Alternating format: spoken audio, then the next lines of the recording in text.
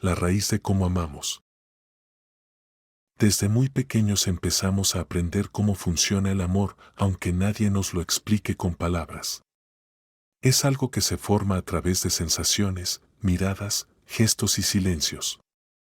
Antes de que puedas recordar cualquier cosa de tu infancia, ya estabas registrando cómo reaccionaba el mundo cuando necesitaba cercanía, consuelo o atención.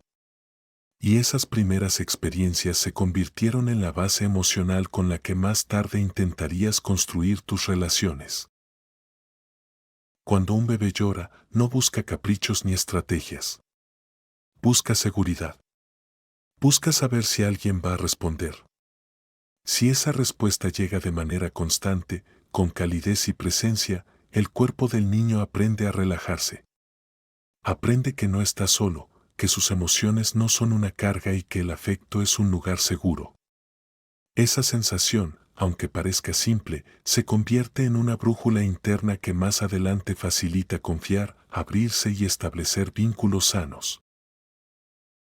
Pero cuando las respuestas son irregulares o distantes, el cuerpo aprende otra cosa. Aprende que la atención es impredecible, que debe estar alerta o que tal vez sus necesidades no importan tanto. En esos casos, el amor deja de sentirse como un refugio y empieza a parecer un territorio incierto, donde hay que adivinar, esforzarse demasiado o esconder partes sensibles para no lastimarse. Estas huellas tempranas no siempre provienen de momentos dramáticos. A veces se forman en pequeñas experiencias repetidas, un cuidador ocupado, un tono de voz tenso, una ausencia emocional aunque haya presencia física. Igual que el agua que moldea la piedra con el tiempo, cada interacción cotidiana va creando un patrón interno sobre cómo nos relacionamos. Lo interesante es que muchas de estas impresiones no se guardan como recuerdos visuales, sino como sensaciones corporales. Tal vez hoy no recuerdas nada particular de tus primeros años, pero sí puedes sentir en tu cuerpo si la cercanía con alguien te tranquiliza o te inquieta. Si te cuesta confiar, si te apegas demasiado rápido o si prefieres mantener distancia para sentirte seguro. Todo eso tiene una raíz y normalmente está en esos primeros vínculos que moldearon la forma en que entiendes el amor. Nada de esto te define por completo. No es un destino fijo. Comprender de dónde viene tu manera de amar no sirve para culpar a nadie ni para quedarte atrapado en el pasado. Sirve para darte una explicación amable, para entender que tus reacciones tienen un origen real y que no estás fallando en nada.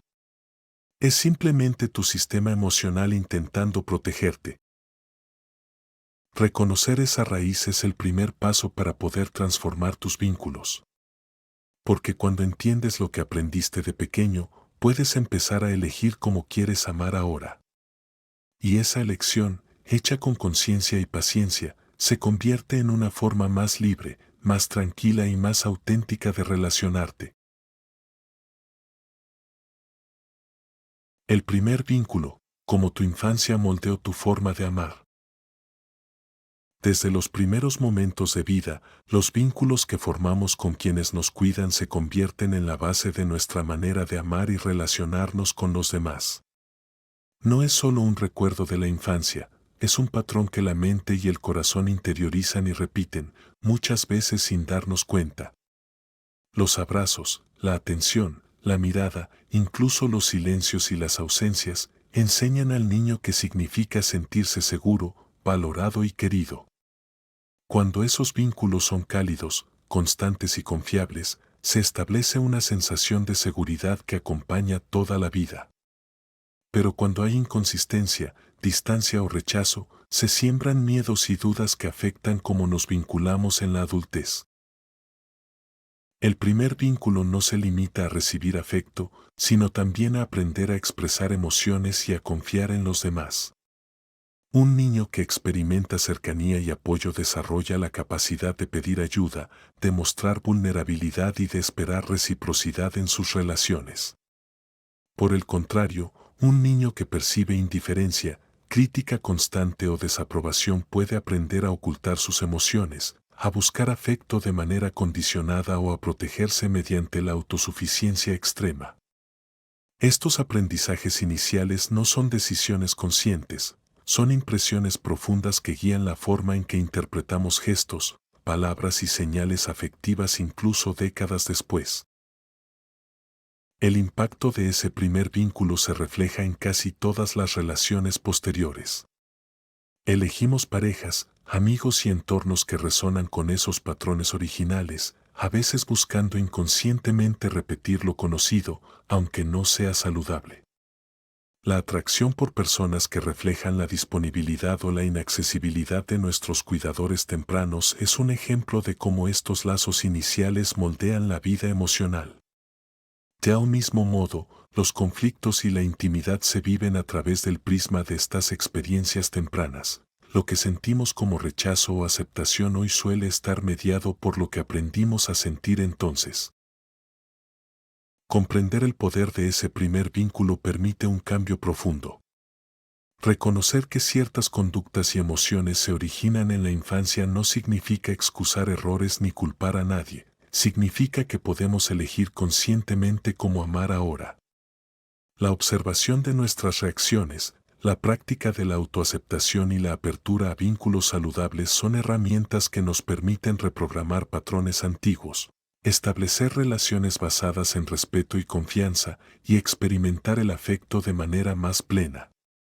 El primer vínculo no solo nos enseña a amar a otros, sino también a nosotros mismos, y esa lección puede transformarse en una guía consciente para toda la vida. La necesidad de seguridad, el núcleo del apego humano. La seguridad emocional es una de las necesidades más profundas del ser humano, aunque muchas veces no la reconocemos de forma consciente. No se trata solo de sentirse protegido físicamente, sino de saber que, en los momentos vulnerables, hay alguien que responde, que se mantiene presente y disponible. Esta sensación, tan básica y tan silenciosa, se convierte en el centro de cómo nos relacionamos con los demás. Desde la infancia, el cuerpo aprende a identificar señales de seguridad. Un tono de voz calmado, una mirada atenta, un abrazo consistente. Cuando estas señales se repiten, el sistema nervioso comienza a funcionar desde un estado de calma. Se siente permitido explorar, equivocarse, expresar emociones y regresar al otro sin miedo. Este tipo de seguridad no elimina los desafíos, pero crea un punto de apoyo emocional desde el cual es posible manejarlos. En cambio, cuando la seguridad es inestable, el cuerpo entra en un patrón diferente. La mente aprende a anticipar riesgos, incluso cuando no existen. Empieza a interpretar pequeños gestos como amenazas, silencios como rechazo o distancia como abandono. No porque la persona sea dramática o sensible, sino porque el sistema emocional fue entrenado desde temprano a sobrevivir, no a confiar. La inseguridad emocional convierte lo cotidiano en un terreno incierto, donde cualquier cambio puede sentirse como una pérdida. Es curioso cómo la necesidad de seguridad no desaparece con la edad. Crecemos, maduramos, nos volvemos independientes, pero una parte de nosotros sigue buscando un lugar donde bajar la guardia. A veces lo buscamos en una pareja, en un amigo, en una rutina o incluso en hábitos que, aunque no sean sanos, dan una sensación temporal de estabilidad. Todos necesitamos sentir que pertenecemos a algo, que nuestras emociones son válidas y que no estamos solos en lo que sentimos. Muchas dificultades en las relaciones surgen cuando esta necesidad básica no se reconoce.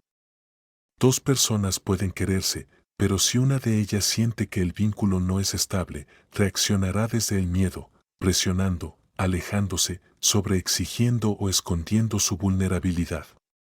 No es falta de amor, es falta de seguridad. Y sin esa base, incluso las intenciones más nobles se confunden. Comprender que la seguridad emocional es un pilar permite ver el amor desde otra perspectiva. No se trata de perfección, ni de estar de acuerdo siempre.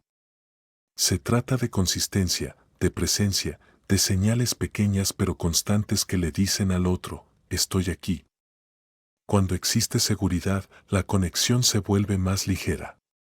La comunicación fluye, los conflictos se resuelven con menos desgaste y la intimidad crece sin sentirse una amenaza. Buscar seguridad no es debilidad. Es naturaleza humana. Y reconocer esa necesidad, sin juzgarla y sin negarla, es un paso esencial para construir relaciones más estables, más conscientes y más pacíficas. ¿Cómo se forma el apego seguro?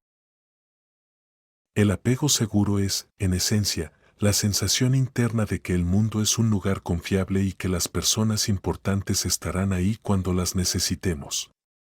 No surge de grandes gestos ni de momentos extraordinarios, sino de pequeñas experiencias repetidas a lo largo del tiempo. Es un aprendizaje lento, constante, casi invisible, pero profundamente transformador. Cuando un niño tiene cuidadores que responden de manera suficiente, no perfecta, solo suficientemente consistente, empieza a construir una base emocional sólida. Cada vez que alguien atiende su llanto, le habla con calma, lo consuela o simplemente lo mira con atención, el cuerpo registra un mensaje, es seguro conectar. Y ese mensaje es acumulativo. Una vez que se instala, sigue acompañando a la persona durante toda la vida. El apego seguro no significa que nunca hubo momentos de tensión o de frustración. De hecho, esas pequeñas rupturas son parte del desarrollo normal. Lo importante es que hubo reparación, alguien volvió, explicó, abrazó, calmó, acompañó. Esa reparación repetida enseña que los conflictos pueden resolverse y que la cercanía no es peligrosa. Así se forma la confianza básica, la que sostiene cualquier relación futura. En la vida adulta, las personas con apego seguro suelen sentirse más tranquilas en sus vínculos. No porque no tengan dudas o miedos, sino porque tienen una sensación interna de estabilidad. Pueden expresar lo que sienten sin creer que perderán al otro por hacerlo. Pueden pedir apoyo sin sentir vergüenza. Y pueden dar espacio sin vivirlo como abandono. Este equilibrio emocional es una de las fortalezas más grandes que alguien puede tener. Pero también es importante entender que el apego seguro no es un rasgo fijo. No es algo que se tiene o no se tiene para siempre. Muchas personas que no crecieron con un ambiente estable logran desarrollarlo más tarde, gracias a relaciones sanas, a un proceso personal o simplemente a experiencias que van cambiando la forma en que se percibe la conexión emocional. El cerebro sigue aprendiendo toda la vida, y eso incluye aprender a sentirse seguro. Un detalle que suele pasar desapercibido es que el apego seguro se refleja en la manera en que manejamos la incertidumbre. Cuando hay seguridad interna, la mente no salta automáticamente a conclusiones negativas.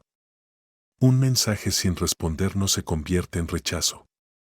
Una discusión no se interpreta como un fin. Hay más espacio para la calma, para el beneficio de la duda, para pensar antes de reaccionar. La capacidad de confiar es uno de los regalos del apego seguro. No es una confianza ingenua, sino una confianza basada en la experiencia de que las relaciones pueden ser un lugar donde crecer, no donde defenderse todo el tiempo. Y aunque no todos tuvimos ese inicio, la posibilidad de cultivarlo siempre está presente. Crear seguridad, tanto interna como externa, es un camino que se puede recorrer en cualquier etapa de la vida. El apego ansioso, miedo a perder lo que amas. El apego ansioso suele comenzar como una sensación silenciosa, un pequeño nudo que aparece cada vez que alguien importante se aleja, tarda en responder o muestra menos interés del esperado. No es exageración ni drama, es una forma de protección que la mente aprendió mucho antes de que pudiéramos explicarlo con palabras. Para quien vive con este tipo de apego, el amor no se experimenta como un espacio tranquilo, sino como un terreno que puede desmoronarse si no se está atento. Las personas con apego ansioso crecieron, por lo general, en ambientes donde la conexión era intermitente. A veces había cariño, presencia y atención, otras veces, distancia o desconexión. Esa mezcla enseñó al cuerpo a estar alerta. La mente aprendió que, para mantener la cercanía, había que estar siempre disponible, atento, siempre demostrando. Y con el tiempo, esa vigilancia emocional se convierte en costumbre.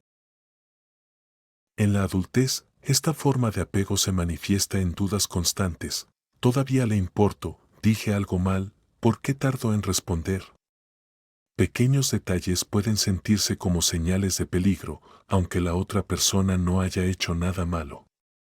La angustia no proviene de lo que está pasando en el presente, sino de lo que el pasado enseñó a temer.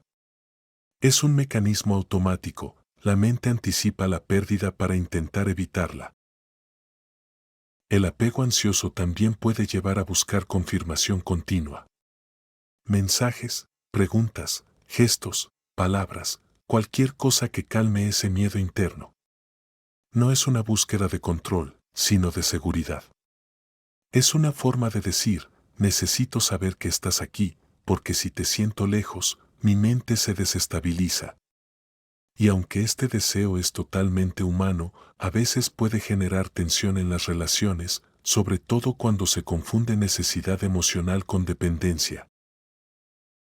A nivel interno, una persona con apego ansioso suele sentir que tiene que ganarse el amor.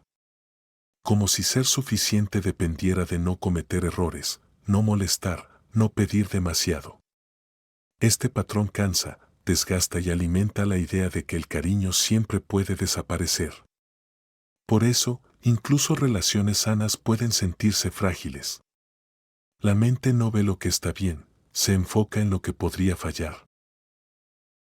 Pero entender este mecanismo es un primer paso importante. El apego ansioso no es un defecto ni una condena. Es la huella de lo que faltó en algún momento, pero también una señal de que existe una enorme capacidad de conexión, sensibilidad y entrega. Con el tiempo, y con experiencias más estables, este tipo de apego puede transformarse. El cerebro aprende a regularse, el cuerpo aprende a calmarse, y la necesidad de confirmación se vuelve menos urgente. Sanar no consiste en dejar de sentir, sino en reconocer que ese miedo ya no pertenece al presente. Cada vez que alguien te demuestra constancia, cada límite que logras poner sin temor, cada pausa que te permites antes de reaccionar, vas construyendo una seguridad que antes no existía. El apego evitativo, miedo a ser atrapado. El apego evitativo surge como una respuesta silenciosa al miedo a depender emocionalmente de alguien. No es un rechazo al amor, sino una estrategia que la mente desarrolla para protegerse de la vulnerabilidad. Para quien lo experimenta, la cercanía no siempre es reconfortante, a veces se siente como una amenaza a la autonomía y al control personal. Desde la infancia, el apego evitativo puede nacer en entornos donde el afecto era escaso, inconsistente o condicionado. La respuesta de los cuidadores podía ser distante, crítica o intrusiva, y el niño aprende a adaptarse. Si muestras tus emociones, corres el riesgo de rechazo o castigo.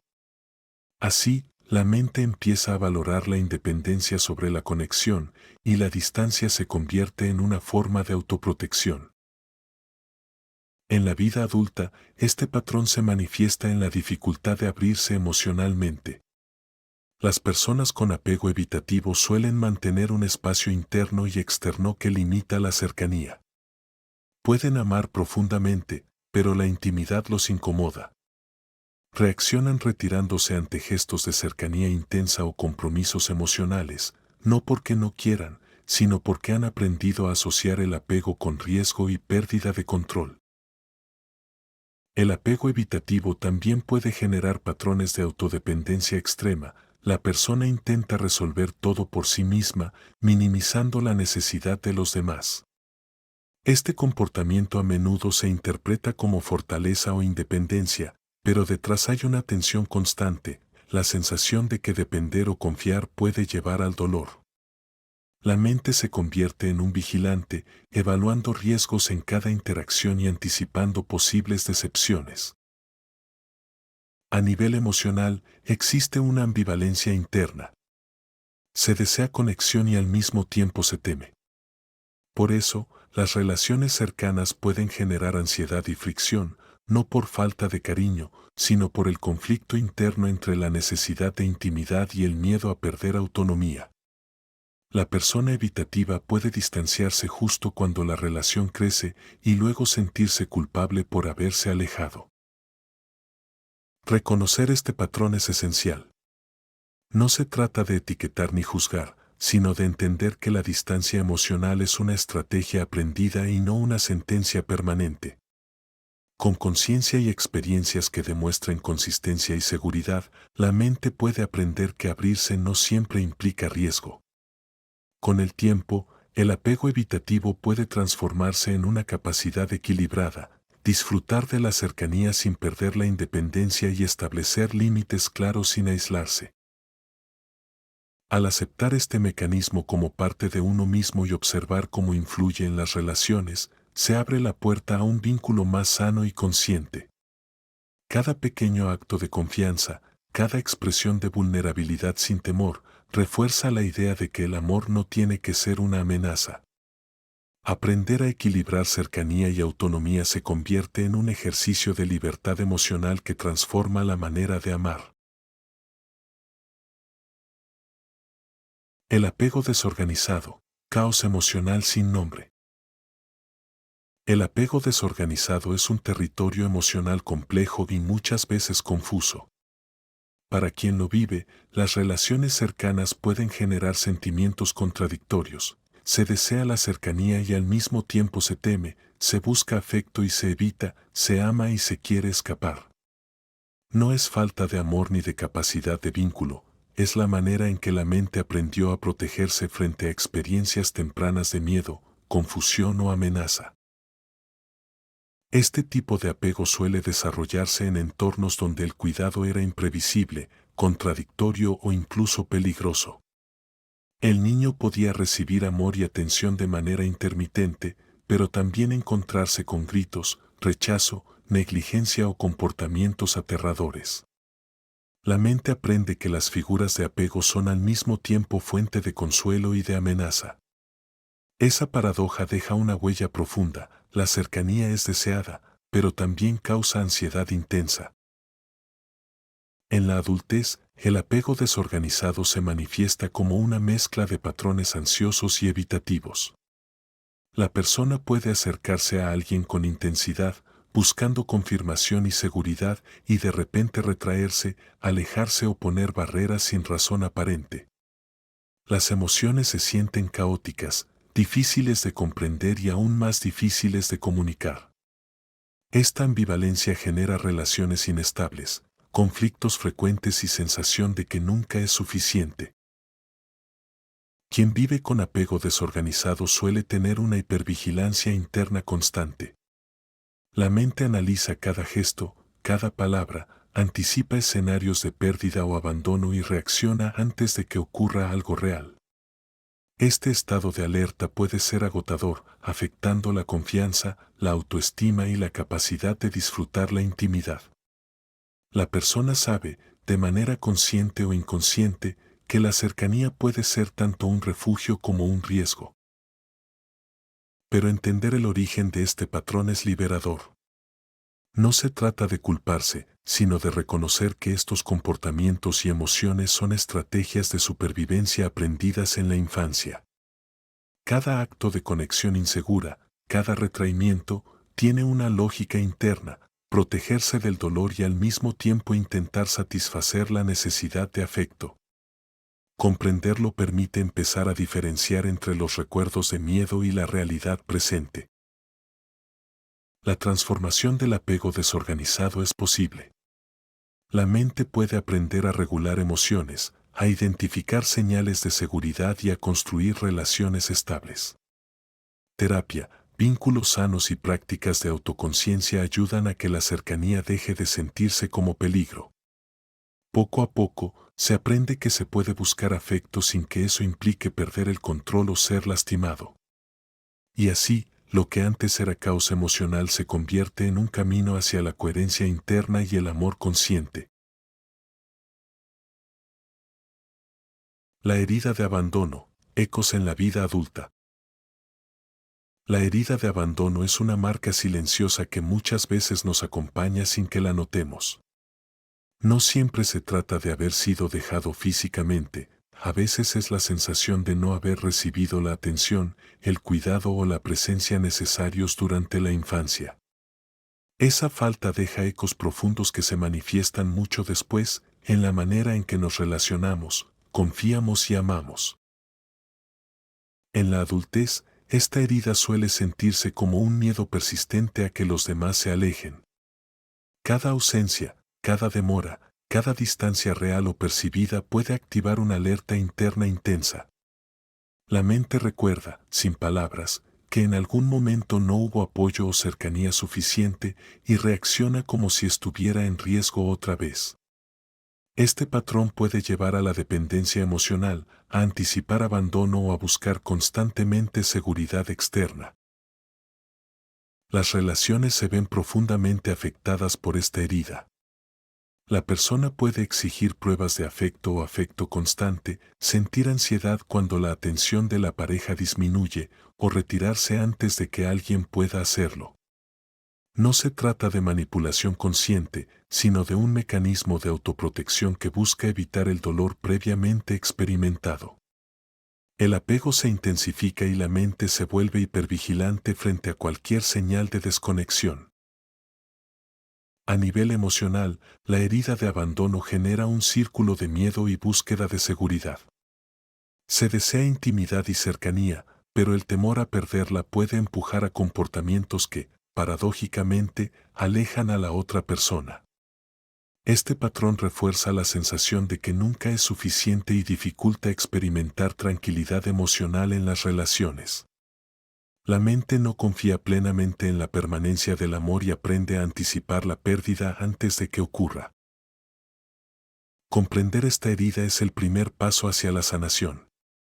Reconocer que la ansiedad, la necesidad constante de validación o la tendencia a retirarse son respuestas aprendidas permite observarlas sin juzgarse.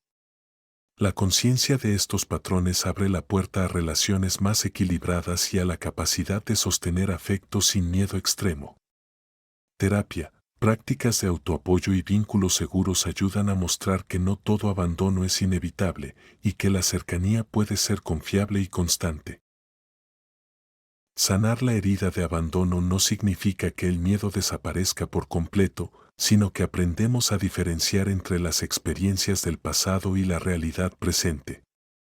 Con el tiempo, es posible sostener relaciones profundas sin ansiedad paralizante, permitirse recibir amor sin condiciones y transformar la huella del abandono en resiliencia emocional, construyendo vínculos donde la cercanía se viva como refugio y no como amenaza. La herida de humillación, esconder partes de ti. La herida de humillación surge cuando, durante la infancia o en relaciones importantes, sentimos vergüenza por lo que somos o por cómo expresamos nuestras emociones. Puede originarse en burlas, críticas constantes, comparaciones desfavorables o la sensación de no ser aceptados tal como somos. Esta experiencia deja una huella silenciosa que nos hace ocultar partes de nuestra identidad, temiendo que mostrarlas pueda provocarnos rechazo, burla o dolor. En la adultez, esta herida se manifiesta como un mecanismo de autoprotección. La persona aprende a contenerse, a no expresar opiniones o sentimientos auténticos, y a construir máscaras para encajar o evitar conflictos. Esto genera una desconexión interna, la mente reconoce deseos y emociones, pero el miedo a la exposición impide que se manifiesten plenamente. Con el tiempo, esto puede llevar a sentimientos de vacío, frustración o desconexión de uno mismo. En las relaciones, la herida de humillación puede traducirse en dificultades para ser vulnerable. Mostrar amor, necesidad o afecto puede sentirse riesgoso. A veces se evita la cercanía emocional, se ocultan aspectos de la personalidad o se minimizan logros y emociones para no destacar o no sentirse expuesto. La persona puede incluso autocensurarse, anticipando posibles críticas o burlas, y de esta manera limita la autenticidad en sus vínculos. A nivel emocional, esta herida genera un patrón de vergüenza internalizada. Cada vez que se activa, el cuerpo y la mente reaccionan con incomodidad, tensión o retraimiento. La autocrítica puede volverse intensa y la búsqueda de aprobación externa se intensifica para compensar la sensación de insuficiencia. La herida de humillación también dificulta aceptar los propios errores sin sentirse defectuoso, reforzando la tendencia a esconderse detrás de la perfección o la complacencia. Sanar esta herida implica aprender a reconocer y aceptar todas las partes de uno mismo, incluso aquellas que fueron motivo de vergüenza en el pasado. La autoaceptación, la compasión hacia uno mismo y la práctica de la vulnerabilidad segura permiten liberar la necesidad constante de esconderse. Con el tiempo, es posible conectar con otros desde la autenticidad, expresar emociones sin miedo y transformar la sensación de humillación en un aprendizaje sobre los límites, la autoestima y la fortaleza emocional. Mostrar quién eres realmente deja de ser una amenaza y se convierte en un acto de libertad y reconciliación con tu propia historia. La herida de injusticia, exigencia y autocontrol extremo. La herida de injusticia se forma cuando, desde la infancia, sentimos que las reglas del mundo o de quienes nos cuidaban eran injustas, rígidas o desproporcionadas. Puede originarse en padres excesivamente críticos, expectativas imposibles o comparaciones constantes con otros, donde la perfección parecía obligatoria y cualquier error se castigaba con desaprobación o rechazo. Esta experiencia deja una marca profunda que moldea la manera en que nos relacionamos con nosotros mismos y con los demás, y que a menudo se manifiesta como un control rígido sobre la propia vida y emociones. En la adultez, quienes cargan con esta herida suelen ser extremadamente exigentes consigo mismos y, a veces, con los demás. La búsqueda de perfección y el autocontrol se vuelven mecanismos de defensa, intentando evitar críticas, errores o conflictos que podrían reactivar la sensación de injusticia. La persona puede planificar y estructurar cada detalle de su vida, sintiendo que cualquier desviación es un riesgo de fracaso o desaprobación. Este patrón genera agotamiento, frustración y dificultad para relajarse o disfrutar del momento presente. En las relaciones, la herida de injusticia puede manifestarse en la exigencia hacia la pareja, amigos o familiares. La mente interpreta cada acción como medida de responsabilidad o compromiso y puede juzgar con severidad comportamientos que considera erráticos o irresponsables. Esto provoca tensiones, ya que la rigidez interna dificulta la empatía y la flexibilidad, y quienes conviven con alguien así a menudo sienten presión constante para cumplir estándares invisibles. Al mismo tiempo, la persona puede reprimir sus emociones auténticas para no romper su autoimagen de control y justicia, generando distancia y desconexión emocional. Emocionalmente, esta herida se traduce en una combinación de frustración, autoexigencia y desaprobación interna. Cada error, real o percibido, activa recuerdos de injusticia y alimenta el ciclo de control y autocastigo. La sensación de insuficiencia puede convertirse en un impulso constante por demostrar valía, mientras la mente lucha por equilibrar la perfección con la necesidad de aceptar la imperfección propia y ajena. Sanar la herida de injusticia implica reconocer los patrones de rigidez y exigencia que hemos interiorizado y aprender a cultivar compasión, flexibilidad y aceptación. Significa entender que la perfección no es necesaria para ser digno de amor, respeto o éxito. Con práctica consciente, es posible relajarse ante los errores, soltar el control excesivo y construir relaciones más auténticas y armoniosas. La herida de injusticia deja de dictar la vida emocional y se convierte en una oportunidad para transformar la exigencia en claridad, la rigidez en adaptación y el autocontrol extremo en confianza equilibrada, creando un espacio donde el amor propio y la comprensión hacia los demás pueden florecer. La herida de rechazo, buscando aprobación sin descanso. La herida de rechazo nace de momentos tempranos en los que sentimos que no éramos suficientemente valiosos, que no encajábamos o que nuestras emociones y necesidades no eran aceptadas. Puede surgir de críticas constantes, comparaciones desfavorables o falta de reconocimiento en la infancia, y deja una marca profunda que influye en la manera en que nos relacionamos y nos vemos a nosotros mismos. En la adultez, esta herida se traduce en una búsqueda constante de aprobación. La persona se pregunta si es suficiente y evalúa sus acciones y palabras con el temor de ser criticada o abandonada. Cada comentario, cada silencio o gesto de los demás puede ser interpretado como juicio o desaprobación, activando inseguridad y ansiedad. La necesidad de ser aceptado puede volverse prioritaria, a veces por encima de la autenticidad. Este patrón también afecta la manera de elegir relaciones. Quienes cargan con la herida de rechazo tienden a acercarse a personas que confirmen su miedo, figuras que puedan ser críticas, distantes o inconsistentes, repitiendo dinámicas que parecen reforzar la idea de que no son merecedores de amor completo. La mente, al intentar protegerse del dolor, termina reforzando su propia vulnerabilidad emocional. A nivel emocional, esta herida genera un ciclo de autoevaluación y autocrítica constante.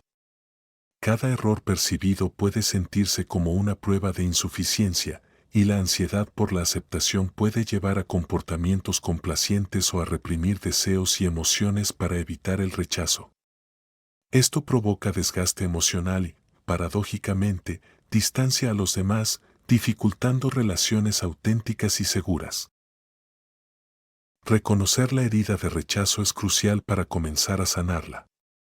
Comprender que la necesidad de aprobación es un mecanismo de supervivencia aprendido permite observarla sin culpa. La terapia, la autoaceptación y la práctica de límites sanos ayudan a disminuir la dependencia de la validación externa, fortaleciendo la confianza interna. Con el tiempo, es posible desarrollar un sentido de valor propio que no dependa del juicio ajeno. Aprender a valorarse y a aceptar que no todos reaccionarán siempre como deseamos transforma la ansiedad en seguridad, la autocrítica en autocompasión y la búsqueda constante de aprobación en una capacidad de relacionarse desde autenticidad. La herida de rechazo deja de dictar las relaciones y se convierte en una oportunidad para cultivar amor propio y vínculos conscientes. La herida de traición, cuando la confianza se fractura. La herida de traición nace de la experiencia de confiar en alguien y sentir que esa confianza ha sido rota. Puede ser un padre que prometió protección y no la brindó, un amigo que desapareció en momentos de necesidad o una pareja que decepcionó de manera profunda. Este tipo de experiencias deja una marca emocional duradera, porque la confianza es uno de los pilares fundamentales de nuestra seguridad afectiva. Cuando se quiebra, la mente aprende a protegerse y, a menudo, desarrolla defensas que afectan la manera en que nos relacionamos en la adultez. Quien ha experimentado esta herida suele sentir miedo al entregarse por completo. La cercanía emocional, que en otros podría ser fuente de alegría y confort, puede convertirse en motivo de ansiedad. La mente recuerda la traición pasada y anticipa que algo similar podría ocurrir nuevamente, generando hipervigilancia ante cualquier señal de alerta. Este patrón no significa que la persona no quiera conectar, sino que intenta protegerse del dolor que ya conoció. En la adultez, la herida de traición influye en la elección de relaciones y amistades. A veces, incluso al estar con alguien confiable, la persona analiza cada gesto, palabra o silencio con sospecha, comparando inconscientemente la situación presente con traumas pasados. Esto provoca conflictos, malentendidos y dificultades para mantener relaciones estables, porque la mente tiende a interpretar la realidad a través del filtro de viejas decepciones. El deseo de cercanía choca con la necesidad de protegerse, generando una tensión interna constante. Emocionalmente, esta herida se manifiesta como una combinación de miedo, ira y tristeza. La desconfianza puede extenderse más allá de la persona que causó la traición, afectando vínculos posteriores y dificultando la apertura emocional. También puede surgir la dificultad para perdonar o para dejar ir la sensación de injusticia, lo que mantiene la mente atrapada en el pasado y limita la capacidad de disfrutar del presente. Sanar la herida de traición requiere tiempo y autocompasión. No significa ignorar la traición ni volver a confiar sin discernimiento, sino aprender a distinguir entre el pasado y la realidad presente. Observar los propios patrones de desconfianza permite reconocer cuando hay un riesgo real y cuando la reacción responde a viejas heridas. Con práctica, apoyo y vínculos seguros, es posible reconstruir la confianza, abrirse a la intimidad sin temor paralizante y vivir relaciones donde la cercanía no sea una amenaza, sino un espacio de conexión, crecimiento y seguridad emocional, transformando la cicatriz en un aprendizaje profundo sobre los límites, la resiliencia y la fuerza del amor consciente. Como tus cuidadores dejaron un mapa emocional. Nuestros cuidadores, quienes nos acompañaron durante la infancia, nos dejan algo más que recuerdos, nos transmiten un mapa emocional que, a menudo sin que lo notemos, guía la forma en que nos relacionamos con el mundo, con los demás y con nosotros mismos. Este mapa no siempre es consciente, pero está allí, configurando reacciones, interpretaciones y decisiones, influenciando cómo sentimos, pensamos y actuamos en nuestras relaciones. Cada gesto, palabra, mirada o reacción de nuestros cuidadores se convierte en una referencia que nuestro cerebro utiliza para aprender cómo funcionan las emociones y las interacciones humanas. Si crecimos con figuras afectivas disponibles, coherentes y cálidas, nuestro mapa emocional probablemente refleja confianza, apertura y seguridad para vincularnos. Si, por el contrario, nuestras experiencias fueron de abandono, críticas constantes o imprevisibilidad, este mapa interior refleja alerta, miedo y mecanismos de autoprotección que se activan automáticamente para protegernos del dolor o del rechazo. Este mapa emocional afecta tanto cómo nos relacionamos con otros como cómo nos percibimos a nosotros mismos. Aprendemos, sin darnos cuenta, que mostrar emociones fuertes puede ser peligroso, que la vulnerabilidad se paga con dolor o que nuestras necesidades no merecen ser escuchadas. Adoptamos conductas de autoprotección, minimizamos deseos, reprimimos sentimientos, anticipamos riesgos y buscamos aprobación, ajustando nuestra conducta para mantenernos seguros dentro de la estructura de nuestro aprendizaje emocional. En la adultez, muchos de nuestros patrones relacionales, elecciones de pareja y formas de vincularnos reflejan estas rutas aprendidas. Seguimos el mapa emocional sin cuestionarlo, repitiendo dinámicas familiares que nos resultan familiares, aunque no siempre sean saludables. La mente, guiada por estas rutas, puede malinterpretar señales, reaccionar con hipervigilancia, activar defensas innecesarias o evitar la cercanía, incluso cuando el entorno actual es seguro y las personas no representan peligro. El reconocimiento de este mapa emocional es el primer paso hacia la transformación. Observar cómo reaccionamos, qué patrones se repiten y cuáles provienen de aprendizajes antiguos nos permite diferenciar entre lo aprendido y lo que deseamos conscientemente. Con práctica, podemos actualizar estas rutas internas, integrar aprendizajes positivos y modificar aquellos que generan dolor, miedo o limitación. Así, el mapa emocional deja de ser un conjunto de instrucciones automáticas que nos condiciona y se convierte en una herramienta que podemos usar deliberadamente para construir relaciones más seguras, vínculos auténticos y un mayor entendimiento de nosotros mismos y de quienes nos rodean. Podemos aprender a reconocer nuestras emociones, a regularnos, a expresar necesidades y a relacionarnos desde la autenticidad, transformando viejas marcas en caminos de libertad. La memoria corporal del cariño. El cariño, la cercanía y la seguridad que experimentamos en la infancia no solo quedan registrados en nuestra mente, sino también en nuestro cuerpo. La memoria corporal del cariño es la huella física y emocional que deja la experiencia de afecto, como un abrazo nos hizo sentir protegidos, como la voz de un cuidador nos tranquilizaba o como la cercanía física generaba sensación de seguridad. Estas experiencias tempranas se almacenan en los músculos, la respiración, la postura y la manera en que percibimos el contacto físico y las emociones en el presente. Cuando un niño recibe cariño consistente y seguro, su cuerpo aprende a relajarse en la presencia de otros, a confiar y a buscar la cercanía sin miedo. Por el contrario, si las muestras de afecto fueron inconsistentes, escasas o condicionadas a ciertas conductas, el cuerpo puede almacenar tensión, alerta o desconfianza, generando respuestas automáticas de ansiedad, miedo al rechazo o necesidad de control. Incluso cuando ya somos adultos y racionalmente entendemos que no estamos en peligro, nuestro cuerpo puede reaccionar como si las experiencias tempranas continuaran activas, mostrando tensión, inquietud o rechazo inconsciente al contacto cercano. Esta memoria corporal influye en cómo vivimos nuestras relaciones.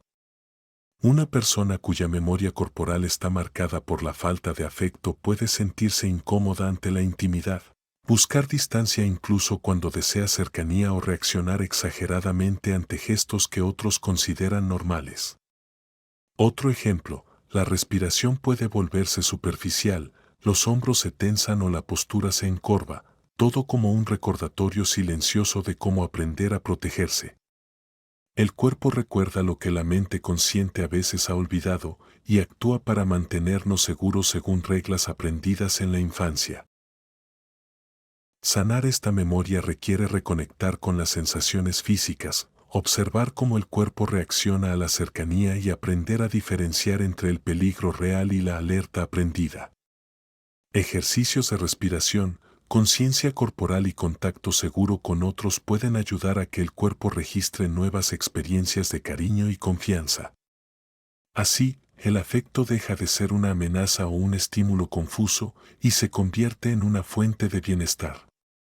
Con el tiempo, la memoria corporal del cariño puede transformarse, el cuerpo aprende a relajarse, a recibir afecto sin miedo y a acompañar la mente en relaciones más auténticas, seguras y satisfactorias, creando un puente entre las emociones tempranas y la vida adulta que permite amar y recibir amor de manera plena. Cuando tu infancia te vuelve hipervigilante. La infancia deja huellas profundas que muchas veces se manifiestan de manera invisible en la vida adulta. Una de ellas es la hipervigilancia emocional, esa sensación constante de estar alerta, de anticipar peligros, rechazos o conflictos antes de que ocurran. Esta hipervigilancia no es un defecto ni una exageración de la imaginación, es una estrategia aprendida en la infancia, un mecanismo de supervivencia que tuvo sentido en un entorno incierto, pero que en la adultez puede generar ansiedad, estrés y dificultades en las relaciones. Cuando los cuidadores eran inconsistentes, imprevisibles o emocionalmente ausentes, el niño aprendía a leer cada gesto, cada tono de voz y cada mirada para anticipar lo que podía venir. Cada pequeño cambio en el ambiente era interpretado como una señal de peligro. Con el tiempo, esta alerta constante se convierte en un hábito mental, la persona se anticipa a los problemas, analiza excesivamente las interacciones y busca patrones incluso donde no los hay. Lo irónico es que este esfuerzo por sentirse seguro puede generar justo lo contrario, tensión interna, agotamiento emocional y dificultades para confiar plenamente en los demás. La hipervigilancia también afecta la percepción de uno mismo. Quien vive así puede sentirse inseguro, incapaz de relajarse o de disfrutar plenamente del presente, siempre evaluando si está haciendo lo correcto para evitar conflictos o rechazo. En las relaciones, esto puede traducirse en control excesivo, dependencia emocional o miedo a expresar vulnerabilidad, porque el cuerpo y la mente siguen reaccionando a reglas aprendidas hace años, incluso cuando el entorno actual es seguro. Reconocer este patrón es el primer paso para liberarse de él. Implica notar cómo reaccionamos ante señales de estrés, qué pensamientos automáticos surgen ante la incertidumbre y cómo nuestro cuerpo responde ante la cercanía o la interacción social.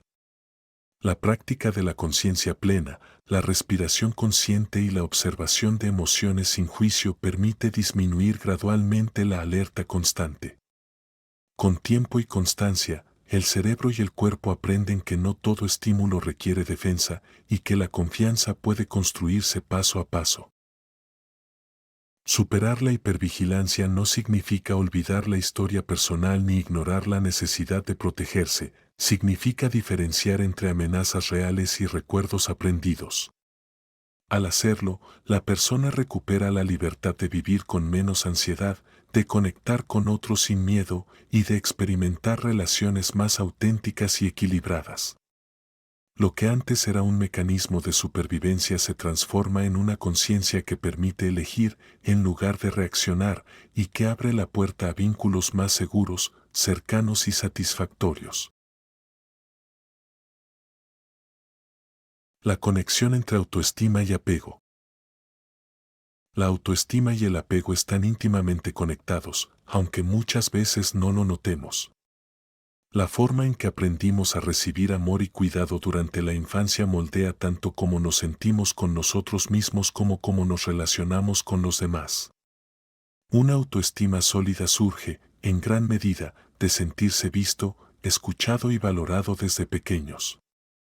Por el contrario, cuando las figuras de referencia fueron críticas, distantes o impredecibles, la autoestima puede quedar frágil y con ella, los patrones de apego se vuelven inseguros. El apego refleja cómo percibimos la disponibilidad y la confiabilidad de los demás, mientras que la autoestima refleja cómo percibimos nuestra propia valía. Cuando existe un apego seguro, la persona confía en que puede acercarse a otros y también que merece ser amada. La autoestima y el apego se retroalimentan de manera positiva. Pero cuando el apego es ansioso, evitativo o desorganizado, la autoestima suele estar marcada por dudas, miedo al rechazo o necesidad de aprobación externa. Así, se establece un ciclo, lo que sentimos sobre nosotros mismos influye en cómo nos vinculamos, y lo que experimentamos en las relaciones refuerza la percepción de nuestra propia valía.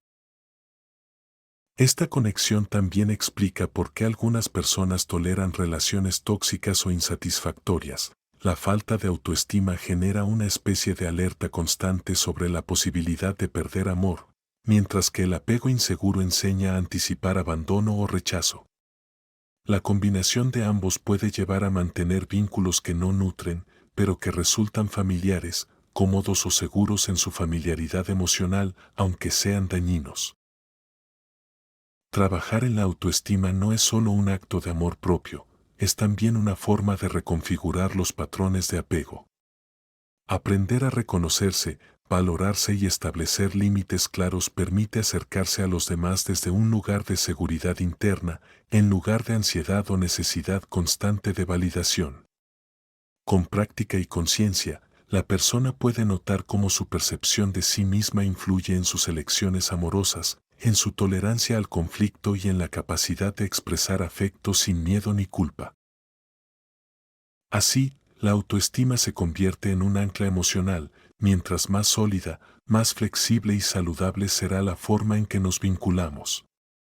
Y a medida que aprendemos a relacionarnos desde la seguridad interna, los patrones de apego inseguros pueden transformarse, permitiendo experimentar relaciones más equilibradas, auténticas y satisfactorias.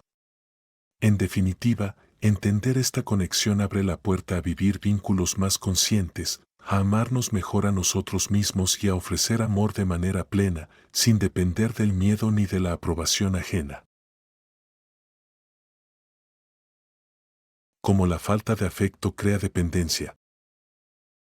La falta de afecto durante la infancia deja huellas profundas que muchas veces se manifiestan como dependencia emocional en la vida adulta. Cuando un niño crece sin recibir atención constante, cuidado genuino o reconocimiento de sus emociones, aprende a buscar fuera lo que no obtuvo dentro. Esa carencia se traduce en la necesidad de validación externa, miedo a la soledad y dificultad para sentirse completo sin la presencia de otros. La dependencia emocional no surge por debilidad, sino como un mecanismo de adaptación. El cuerpo y la mente buscan seguridad allí donde fue escasa en los primeros años. Las personas dependientes suelen vincularse con intensidad y urgencia, buscando señales de afecto y aprobación que calmen la ansiedad interna. Cada mensaje no respondido, cada ausencia de atención o gesto indiferente puede percibirse como amenaza, activando miedo, ansiedad y un deseo urgente de reconectar.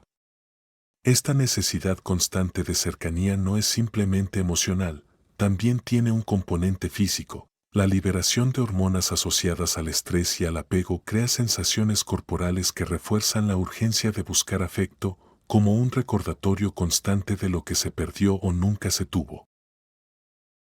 El patrón se repite en las relaciones adultas, se tolera más de lo saludable, se idealiza a quienes muestran afecto intermitente o se evita confrontar problemas por miedo a perder la conexión. Incluso cuando se reconoce racionalmente que la relación puede no ser positiva, la mente y el cuerpo sienten que necesitan aferrarse, porque así aprendieron que el amor y la seguridad no son seguros ni constantes. La dependencia emocional, entonces, es una forma de protegerse de la incertidumbre afectiva, aunque paradójicamente genere más ansiedad y conflicto. Superar esta dependencia implica reentrenar tanto la mente como el cuerpo para reconocer y satisfacer necesidades propias. Implica aprender a escuchar lo que sentimos, validar nuestras emociones sin depender de otros y construir seguridad interna. Actividades como la atención plena, el autocuidado, la identificación de límites y la práctica de la autoafirmación ayudan a crear una sensación de completitud que no dependa de la aprobación externa. Con el tiempo, la dependencia se transforma en autonomía afectiva, se puede amar y vincularse de manera plena sin perder la identidad ni sacrificar el bienestar propio. La falta de afecto inicial deja de definir la manera de amar y se abre la posibilidad de relaciones más equilibradas y conscientes. Cuando temes el conflicto por experiencias tempranas. El miedo al conflicto no suele surgir de la nada, muchas veces es un reflejo de experiencias tempranas. Los niños que crecieron en ambientes donde los desacuerdos eran intensos, impredecibles o castigados, aprenden a evitar confrontaciones para protegerse.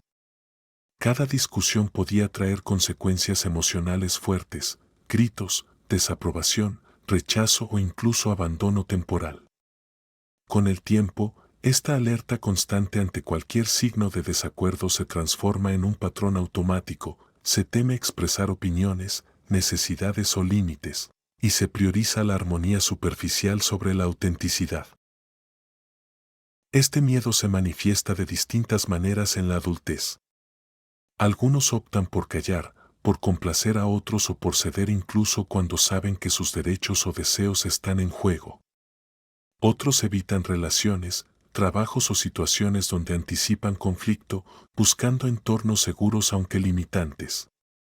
La mente recuerda cómo era el peligro en la infancia y actúa como si cada desacuerdo actual pudiera desencadenar el mismo nivel de amenaza emocional.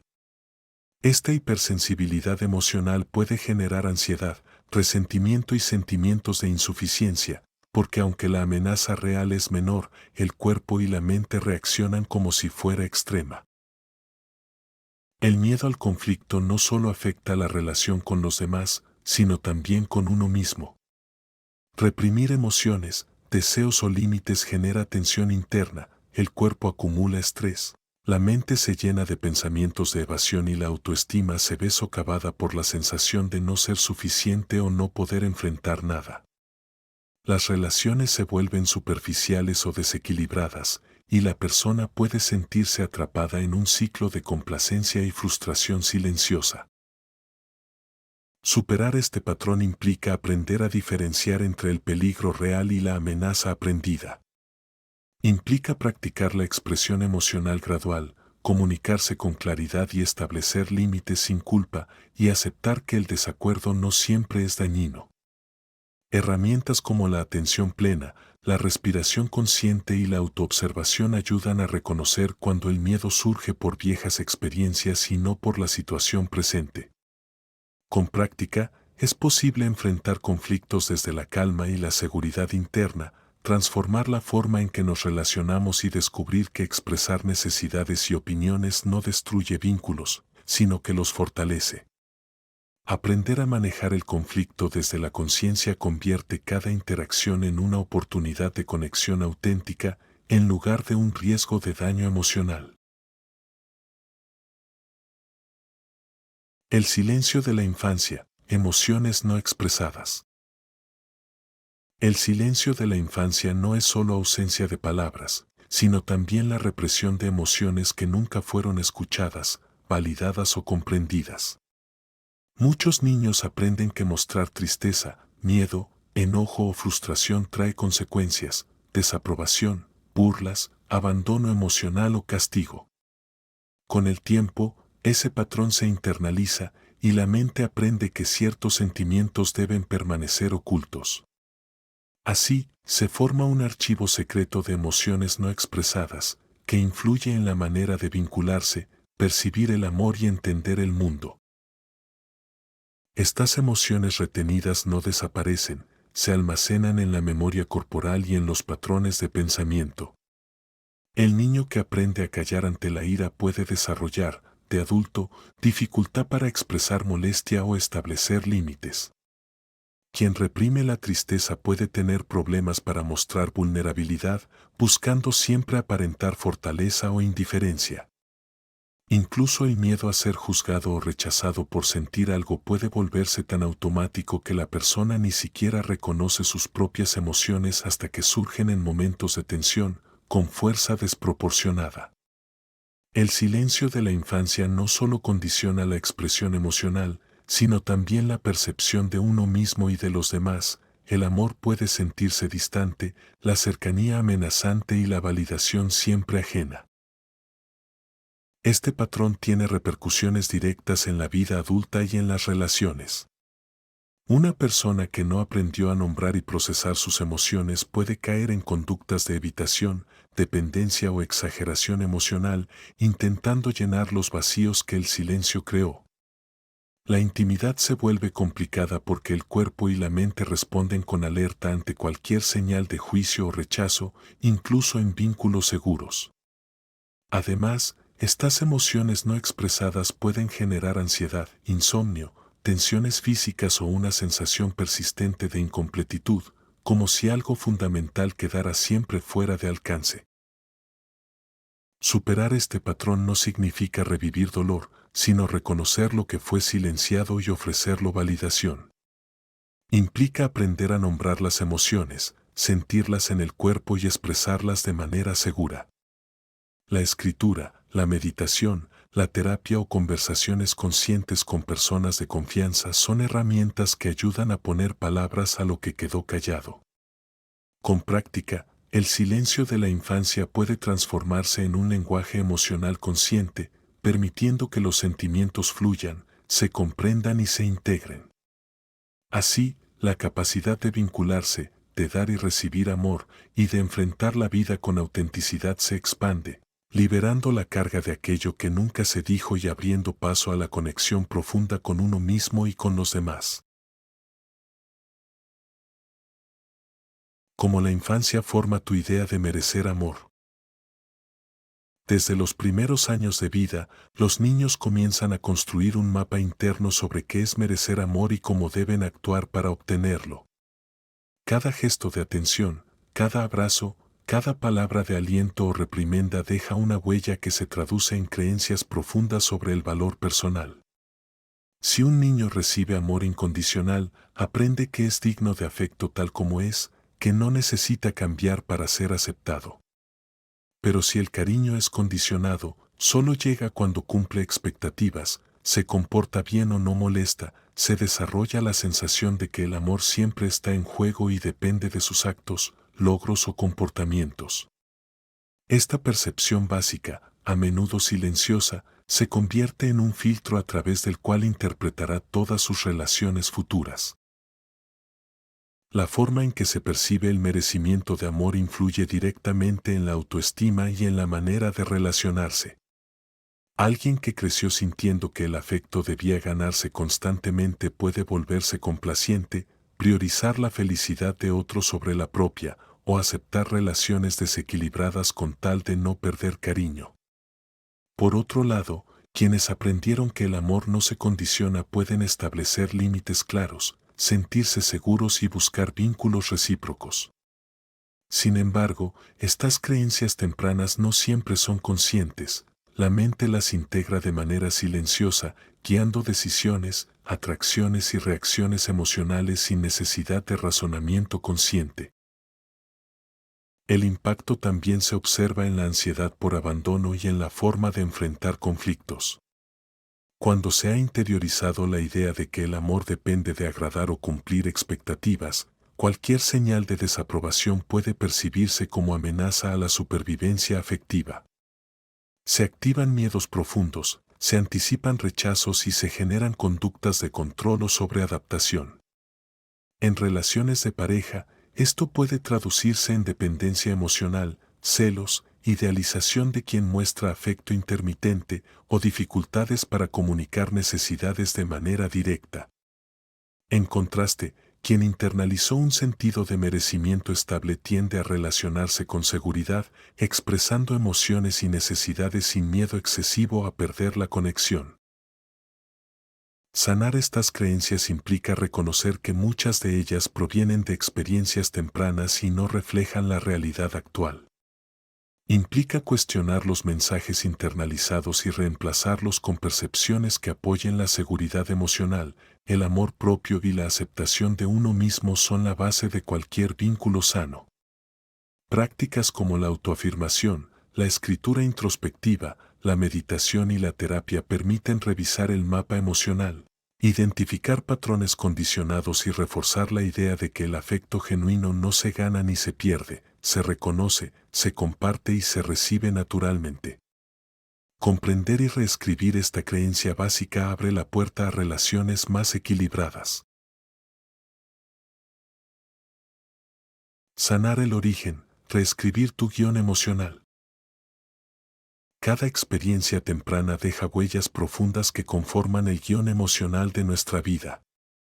Lo que sentimos, cómo respondemos al amor, al conflicto, al rechazo o a la cercanía, está influido por patrones aprendidos en la infancia, a veces antes de que pudiéramos comprender lo que ocurría a nuestro alrededor. Sanar el origen implica revisar esas experiencias con ojos presentes, entender cómo moldearon nuestras creencias, emociones y conductas, y empezar a reescribirlas para que trabajen a nuestro favor en lugar de limitarnos. El primer paso consiste en la conciencia. Observar los patrones que se repiten en relaciones, reacciones emocionales y decisiones nos permite identificar la raíz, un miedo al abandono, la creencia de que debemos ganarnos el afecto, la tendencia a callar nuestras emociones. Reconocer que estas respuestas provienen de una infancia donde el niño necesitaba protegerse nos ayuda a no juzgarnos por ellas. Comprender que nuestras defensas fueron necesarias entonces nos da compasión hacia nosotros mismos y abre la posibilidad de cambio. Luego viene la integración. No se trata de borrar la historia ni de ignorar lo que pasó, sino de reinterpretar esos eventos desde el presente. Podemos aprender que el amor no depende de la perfección, que los errores no nos hacen indignos y que expresar emociones no es peligroso. La práctica consciente de observar nuestras reacciones, Cuestionar creencias limitantes y actuar desde la elección en lugar del impulso nos permite modificar nuestro guión emocional de manera gradual. Cada vez que respondemos de forma diferente a situaciones que antes activaban miedo o ansiedad, estamos reprogramando patrones antiguos. El proceso de sanación también involucra el cuerpo. Las emociones retenidas en la infancia se almacenan en tensiones musculares, respiración superficial o sensación de inquietud. Técnicas de respiración, movimiento consciente o simplemente prestar atención a cómo se siente el cuerpo en distintas situaciones ayudan a liberar estos bloqueos.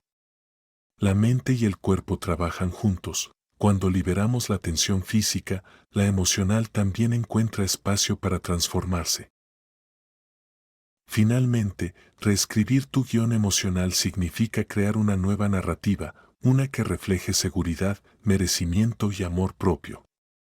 Significa reconocer que podemos establecer relaciones sanas, comunicarnos con claridad, poner límites sin culpa y vivir con autenticidad. Cada pequeño paso que damos hacia la autoaceptación, cada vez que elegimos responder con conciencia en lugar de reacción automática, es una reescritura del guión que nos define.